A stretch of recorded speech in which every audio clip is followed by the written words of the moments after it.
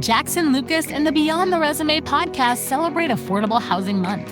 This May, we're bringing back some of our favorite interviews from past seasons of affordable housing leaders who continue to shape the real estate world. Thank you for tuning in. Now, here is Chris Papa. All right, folks, welcome to the podcast. Hey, today we have a very special guest, Andrea Ponsor. Andrea is the president and CEO at Stewards of Affordable Housing for the Future. How are you, Andrea? Doing great. You're in the DC metro region area, right? We are. Heard there was a big election there recently. You know, a few folks have heard about it. Exciting times here. Yeah, I'm sure. I am in the San Francisco Bay Area. And so, like we were saying beforehand, we just went on a lockdown on December 18th, which is very exciting. How's the, the COVID lockdown situation in the DC area? A little more mild. The scuttlebutt today is that the mayor is going to close all indoor dining on December 23rd, I think right in time for everyone to go home for the holidays anyway. But things seem to be improving, actually, new infection rates and hospitalization rates, but we're still pretty seriously locked down around here. Did you have full capacity in the restaurants, or like 25%? Or I think we were at like 50 or 25% DC, and probably like the Bay Area is a little challenging because you've got 3 states and a multitude of counties, and each one had a slightly different capacity level. Yeah. I'm in San Mateo County, and like all the other counties around me were in lockdown, but we were open for some reason. And so it was just like, to San Mateo County and eat. There were moments like that. I live in the city of Alexandria, which is right over the river. And there were moments when we were slightly more open and it felt like everyone had come to our little main street. Oh, well, the sign of the times. Hopefully it's over soon. So you are the president and CEO of Stewards of Affordable Housing for the Future. Can you tell everyone what Stewards is, please? Sure. We're a sort of unique little policy collaborative here in Washington, D.C., and we're collaborative of 13 of the country's larger nonprofit multifamily affordable housing developers. So our members develop, own, and operate apartment complexes serving people of limited economic means all over the country. We're in about 2,000 properties, 48,000 units in 49 states. And what role, can you explain that to someone? I don't know what that means. So, of course I do, though, but just for the audience. So we represent the policy and practice interests of those members. We come together and we learn from them. So we offer opportunities for peer exchange and identify what they're seeing on the ground, let them exchange those best ideas, and then also translate them into policy ideas. So taking from what's actually happening, how the deals are actually getting done and what's being experienced by that real estate owner or operator, and turning that into policy recommendations, both bigger legislative asks, but also pretty nitty-gritty things where you may be talking to HUD or the IRS or even financial partners about what does this look like on the ground and how can we do this better? How can we be more impactful or more efficient in doing this? We focus really heavily too on how you can use housing as a platform to improve people's lives and improve communities. So thinking not just about real estate finance and operations, but how you can leverage in partnerships that improve health and financial well-being, employment, education, all of those things. So I'm a developer, or I run a development company, and I'm like, man, I really wish this policy was changed or something. Do I call you and say, Andrea, make it happen? Like, how does that all work? So we're this close-knit group of these 13 nonprofits. So we work primarily with them, but we also... How do you get in that group? How do you get in that group? It's an invitation group. It's a group that for a long time has worked together. They're all multi-state. They're all operating in multi-state and all quite large. But we also work with a lot of other industry organizations, from the really large ones to smaller other nonprofit groups as well. So we talk to developers in our network and outside of our network and take that in and try and understand what it means in practice, anything from how you qualify people's income on affordable housing to how you think about, eligible basis and a tax credit deal. It's all on the table. What are some of the biggest issues right now? So obviously right now we're thinking a lot about rent arrearages and people's ability to pay their rent. People are really hurting out there and have been for many months. And our members have been seeking all sorts of creative ways to make people make sure people can remain stable in their home, from, raising their own funds to working with folks to apply for state and local assistance. Our members have made a commitment to not evict or displace anyone, notwithstanding a moratorium. And that's been really nice to see, but it's still a big challenge. So we're thinking, I think like many folks, about this COVID relief package that's being worked on actively today, as well as federal funding, right? Just your normal annual federal budget, which is an important part of sort of the affordable housing ecosystem. And then there's always ways we can be investing more. We had a crisis level shortage of affordable housing before COVID, and that hasn't changed. That's,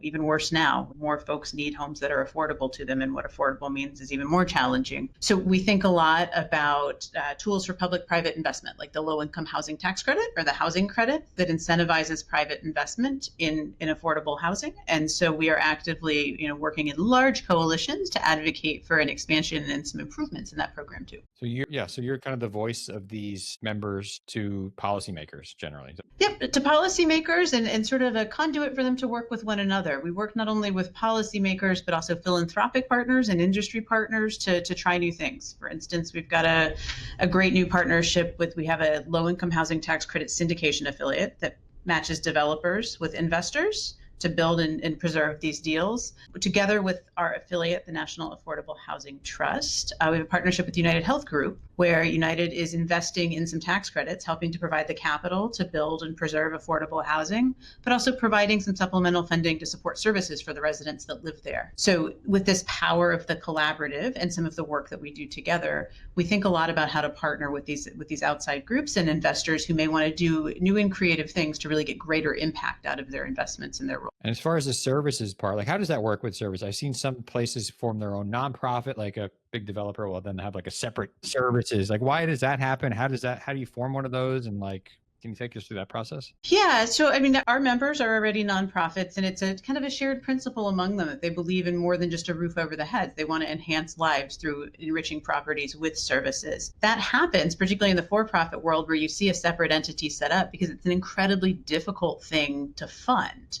There's no funding source in the vast majority of affordable housing programs for providing those services or staffing that person that can help connect people to services that already exist. So you're often fundraising or looking for really creative structures to make that happen. And it's one of the policy solutions we're sort of constantly, and business solutions, chipping away at and working hard on. But in the for-profit space, you'll see a nonprofit form so that folks can fundraise. They can seek donations and participate in different programs that'll help them fund those services and connect with other nonprofits. Where are they fundraising from? Like who are the is it like from banks? Is it from big institutions or? Yeah, I think it runs the gamut. We see a lot of folks doing sort of your typical nonprofit gala fundraisers and direct appeals, as well as getting funding from banks and from corporations, less so from like the big philanthropy, like you hear advertising on NPR. They're typically not funding those direct service investments. They're more wanting to do big scale systems change. So it tends to be more local philanthropy, corporations, banks, and direct giving. What are some of like the major I've never lived in an affordable housing complex, so I don't really know. Like what are the services that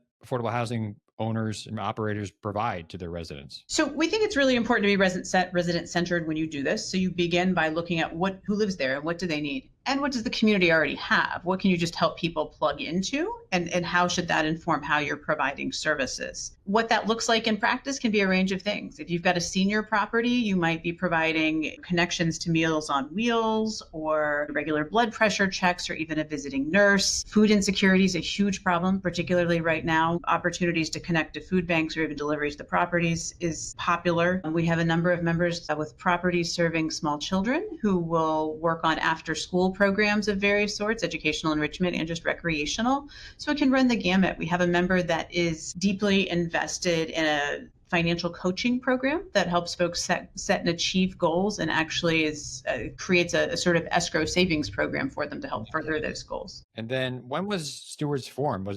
Did it come out of, how was it? Yeah. So a bunch of friends. Back in 2003, our founding principals came together and recognized that they had this in common, that they were these nonprofits with this deep, deep mission commitment, but that they were also sophisticated. They're large and operating in multi-states, and so they had trusted relationships with policymakers and a lot of sophisticated insight, but this guide star of mission. And didn't feel like they had a place for that sort of close-knit sharing that they wanted to do in a lot of the industry groups. They're not small local nonprofits, so those groups didn't feel right. And they're very mission-driven. So the broader tent, sometimes they felt like they wanted their own space, and they came together and created us. That's pretty cool. How did you get there? How'd they find you? Yeah, so I joined SAHF about 4 years ago and became the CEO at the beginning of this year. My SAHF origin story goes back almost 10 years now, I was pro bono counsel for SAHF. I was a practicing lawyer for a number of years before I did policy work. And we have longstanding work in energy efficiency, thinking about how you can bring greater energy efficiency to affordable housing. The built environment is, of course, a significant contributor to climate change. And there are all sorts of opportunities to make that more efficient, as well as more healthy and sustainable for the people that live there and the community around them. SAHF was an early leader in this space and was working on some energy performance contracting demos. And I got roped in to do some work and thought, God, this is just the coolest group of housers. I wish I could only work with these kind of folks. And now I have this dream roster of clients. That's awesome. Speaking of energy efficiency, I've seen one of my clients who owns a lot of affordable housing there.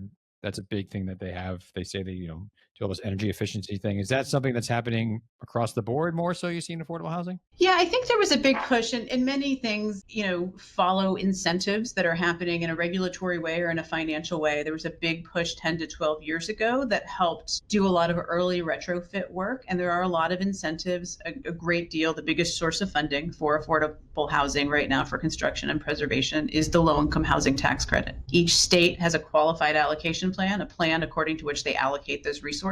And within that, energy efficiency, climate resilience, and other things are incentivized. One of the things we're really excited about right now, putting aside what is or isn't in QAPs, is the idea of community solar, how you can really, at a community level, benefit from solar panels. That's great.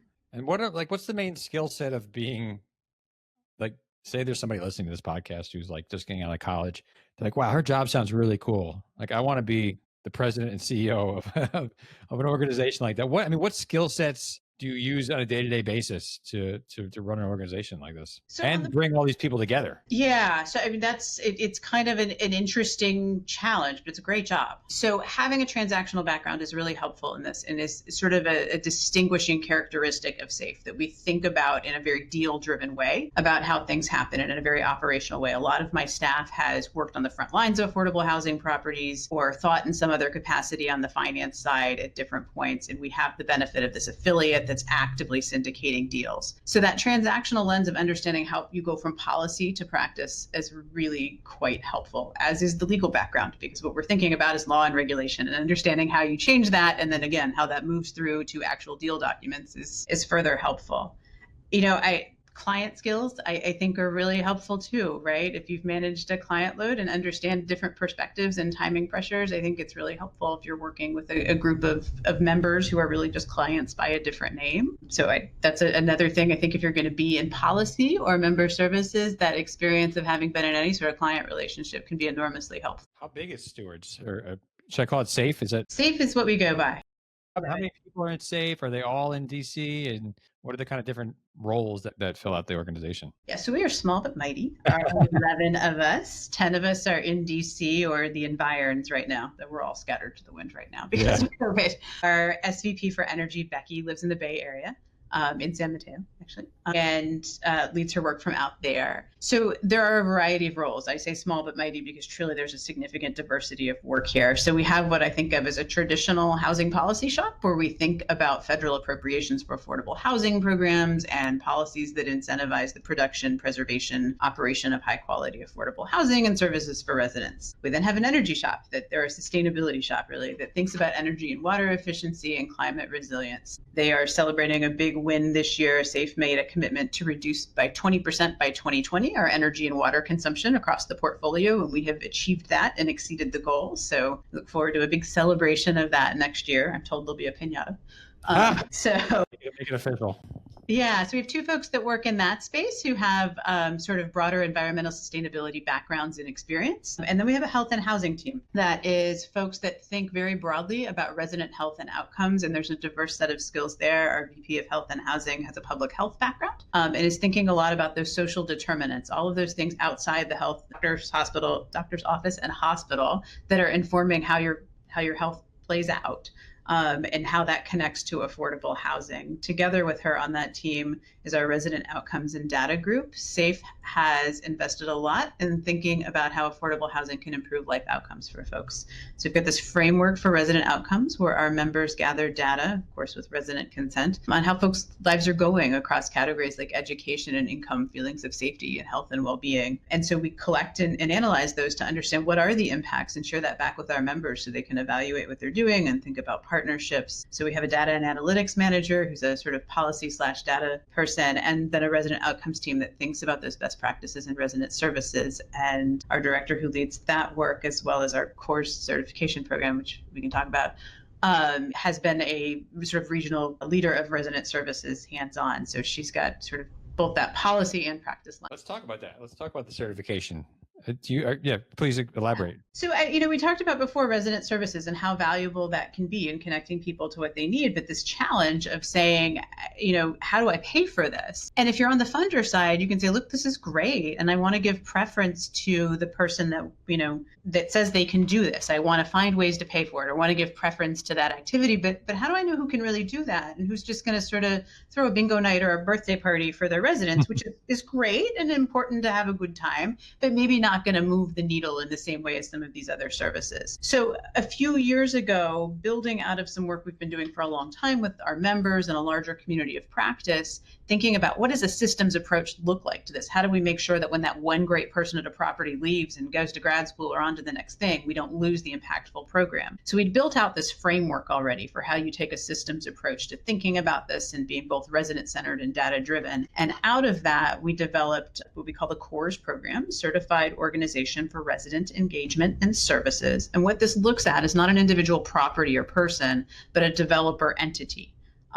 So for instance, the community builders or Mercy Housing or one of those are all members that bear this certification. And how do they approach this? What are the resources and capacity they have at the corporate level? And how do they ensure these quality and practices? And what is the business model for driving this down to the resident level? And that was developed in part in partnership with Fannie Mae, because they were in this position of being a financial actor that wanted to incentivize resident services. And so one of the ways CORES can be useful is CORES certified entities are eligible for a mortgage program under Fannie Mae called Healthy Housing Rewards - Enhanced Resident Services. There are a couple of pathways under Healthy Housing Rewards, the ways that Fannie's incentivizing healthy housing. And with that, if you're CORES certified and you finance a property through this, you get a lower interest rate so that there's a little money left to help support resident services. There's a few states looking to it too, as that evidence of how do we feel confident that this is an entity that can deliver on what they're promising and is going to provide this sort of high quality resident-centered service. That's great. And so, we're having a change of administration now. Like, how much influence does each administration have on affordable housing? Like a ton or a little? Yeah, it absolutely can be time. I mean, Congress obviously matters too, right? For the lowest income people, you absolutely need rental subsidies, full stop, and Congress has to play a role in that. But an administration, has to play a leadership role in asking for that and defining what those priorities look like.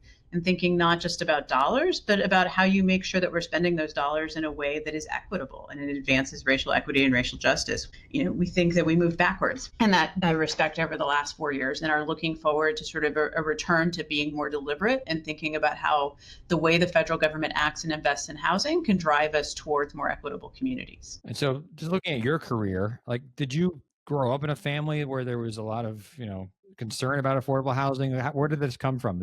Not everyone, a lot of people going out and just trying to earn a buck. You seem like you're trying to do good while earning money too. Yeah. So I am the pretty rare case of somebody that came out of college knowing she wanted to work in affordable housing. Nice. So I think there was concern. I'm the child of a single mom. And when I was in the 4th grade, my mom saved every penny and bought a home with an FHA insured loan. And I don't know why a 9-year-old learned what an FHA insured loan was, but she was determined to raise a daughter with financial literacy. Yeah.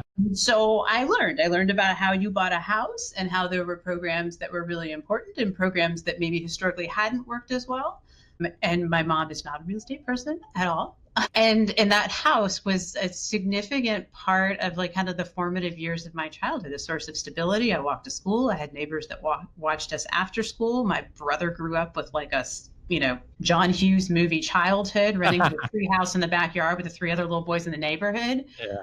And that didn't last. We hit another period of sort of moving around a lot, not having that same stability. So I think it just resonated. And I'm absolutely fortunate for a host of reasons that, it's been much worse for other people. But I'm fascinated by the sort of concept of home and absolutely convicted that it's fundamental to us being healthy as a society. Yeah, I agree. So like your career trajectory, you got your undergrad degree. Did you go straight to get your JD, or were you involved doing something before you got your JD? Pretty much straight to the JD. I took a whopping 9 months off and ran a coffee shop. Nice.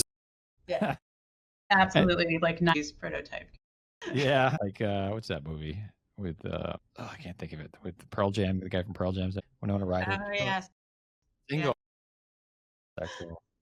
And then did you feel like, hey, if I get my JD, I'll have like the most impact? I could have the most impact in this world? I think so. And I will fully admit, I'm excited to talk to you today because this didn't exist, right? Like 15, 20 years ago, to understand how do you get into some of these career paths. I knew I wanted to work on this issue. And the one person I met along the way during some undergraduate research where I understood how you followed her path was a lawyer. And so I was like, sure, that path, that sounds great. This is the issue I want to work on. So there I go. And there are a lot of other great paths to get to work on. Yeah. And then it looks like you worked at HUD as an attorney, and you worked in some other organizations and kind of like made your way through it. Is it like, is it someone trying to get into the affordable housing world? Is it how easy to like maneuver around and get, career advancement and actually make it, a big difference? And instead of, all right, is it like, it seems like there's it's a microcosm of like the real estate world combined with some other social services. But is it like, is it easy to maneuver and advance your career? Yeah, I think so. Once you're in, I think identifying that that's what you want to do. Obviously, like anything, if you're in a bigger organization, there may be more opportunities over time. I think there are a lot of opportunities. It's complicated, right? Like doing an affordable housing deal is more complicated than just a conventional deal, more layers, more complications. So it's sort of either for you, it's either exhilarating, I think, or it's not. I think I encourage a lot more folks to look at it, right? When I talk to folks that work in more conventional spaces of saying like, look, it doesn't have to be forever either. There's definitely a steep learning curve if you lateral in from something else, but it's really satisfying. And I think there's tremendous opportunity, particularly if you're a creative thinker and passionate about the mission. And we think broadly about it too, right? Like you can develop the real estate, but there's also lenders and regulators and a host of actors, I think, where you can work on the mission from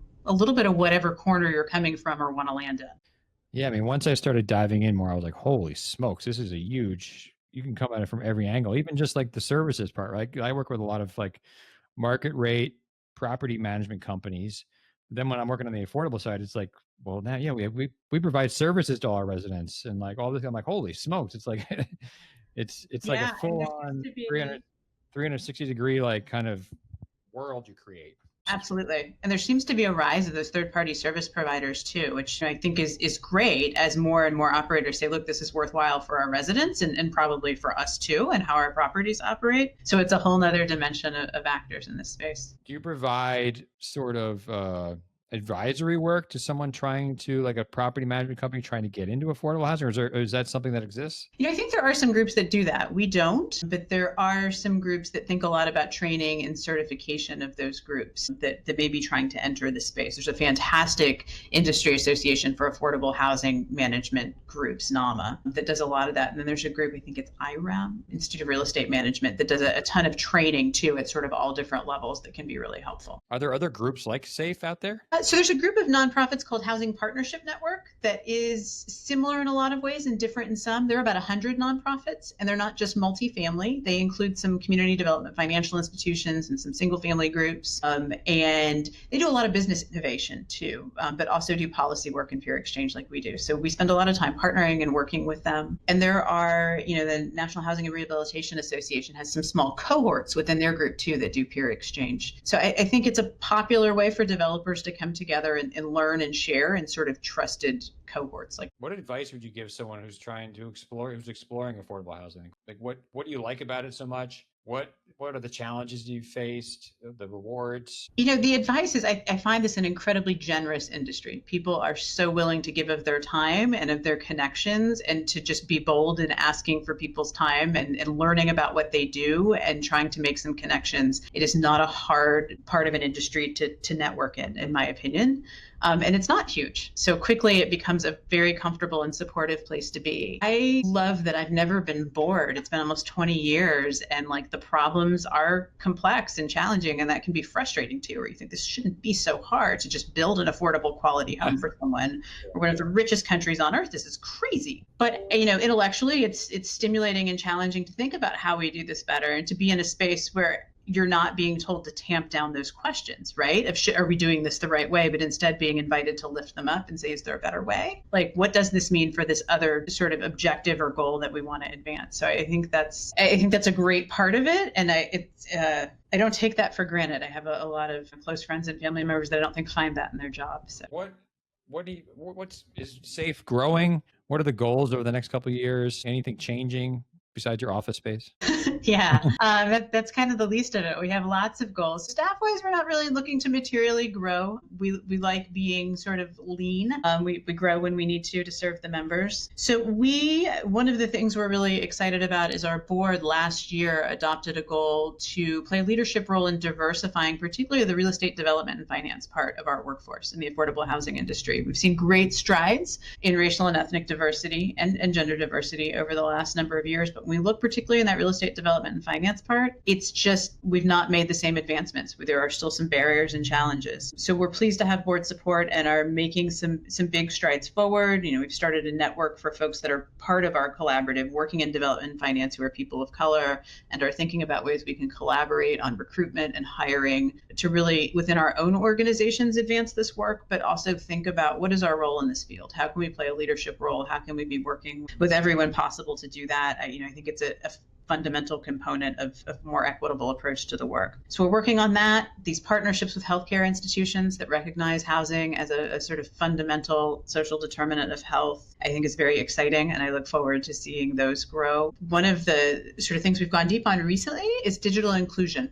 Right? Like everything's online, and you and I probably just took our laptops home one day and didn't go back to the office for 4 months and nothing happened. If you don't have high-speed internet at home, that's not how it went down for you and your kids and you and your elderly mom or whoever is having a very different experience through this pandemic. And we've known this is a problem for a while, but we've been going a lot deeper, both in talking in a really concrete way with our members about what are the technical solutions and what are the financial and regulatory barriers, and thinking about, some big, bold policy asks that we felt like weren't ripe before, but definitely are now. So. Yeah, no, it's very apparent, with COVID, like it's all of a sudden it's the digital divide. That's something that's being talked about. That's awesome. Are there groups out there that are trying to address this besides yourself? Or are there like actual like nonprofits that are just digital, trying to get things, I don't know what's the right term, digitized, or get internet in every home in America? Absolutely. There's the National Digital Inclusion Alliance, which is a network of folks working on this all over the country, which is a great group. There is a group called Everyone On that has a lot of experience in housing.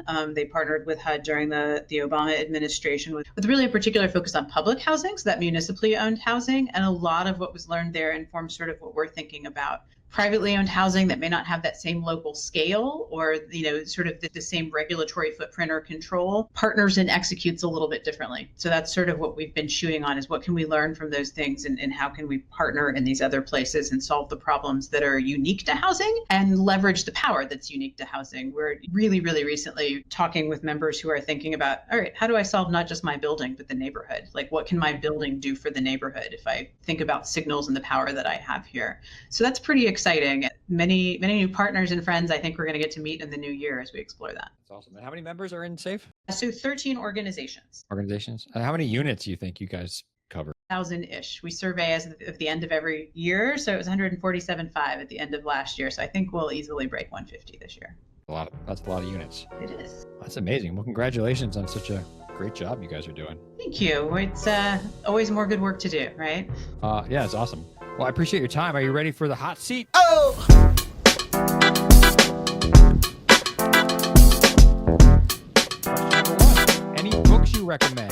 Whether it's about affordable housing, which is what our topic here is, but it could be about life, it could be about careers or mindset, Any books that you recommend to people? Yeah, so I think like every good houser, I recommend folks read Evicted by Matthew Desmond. It really is a fantastic ethnography. I am forgetting the name of a book I would like to tell you that Anand Giridas, who is a writer for the New York Times, wrote last year. It's Winners, actually. Winners Take All. Yeah, so I recommend that. It really sort of challenges the notion of sort of doing well by doing good, and I think is timely. And, novel-wise, I'll tell you, I finished The Vanishing Half recently, and I thought it was a pretty fantastic book. So if folks are going into the holidays and wanting a book. How about any podcast recommendations? I'm not sure if you listen to any, but are there any really good ones focused on housing or policy or anything like that you know of?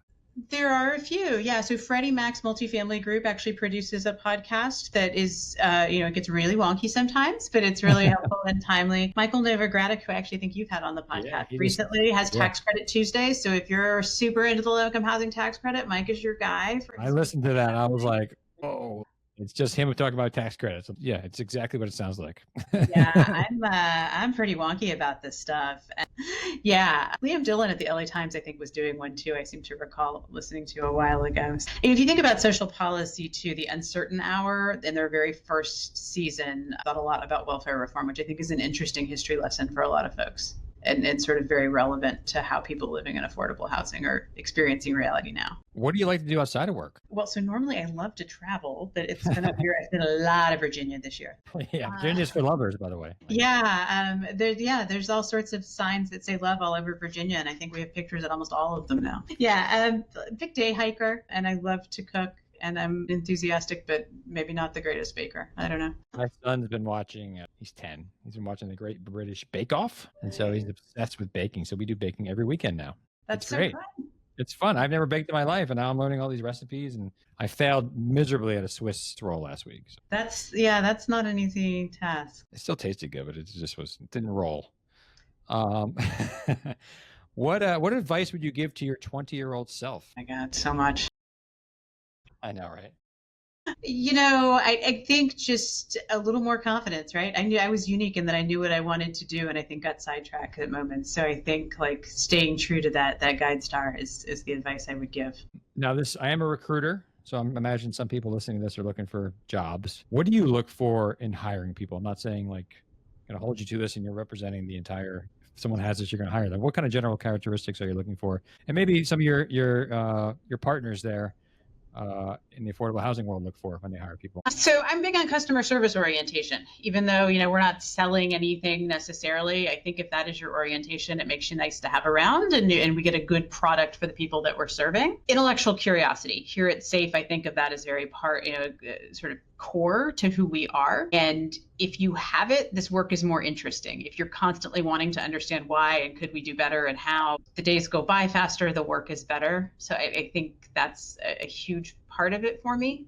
And really mission that goes with that is extra helpful. It's not everybody has it the day they walk through the door, but it is helpful. The why do you want to be here versus somewhere? Well, Andrea Ponsor, President and CEO of Stewards of Affordable Housing for the Future. SAHF, you're an amazing person. I really appreciate you sharing your time with us. Thanks so much. Thank you for listening to Beyond the Resume, a Jackson Lucas podcast where we take a deep dive into the career journeys of some of the top minds in real estate and equip you with the knowledge to move forward in your path towards the success you've envisioned. Make sure to like, share, and subscribe to Beyond the Resume. Be grateful for your support. All episodes of Beyond the Resume are brought to you by Jackson Lucas, building inclusive and diverse businesses through talent acquisition. Visit us at jacksonlucas.com.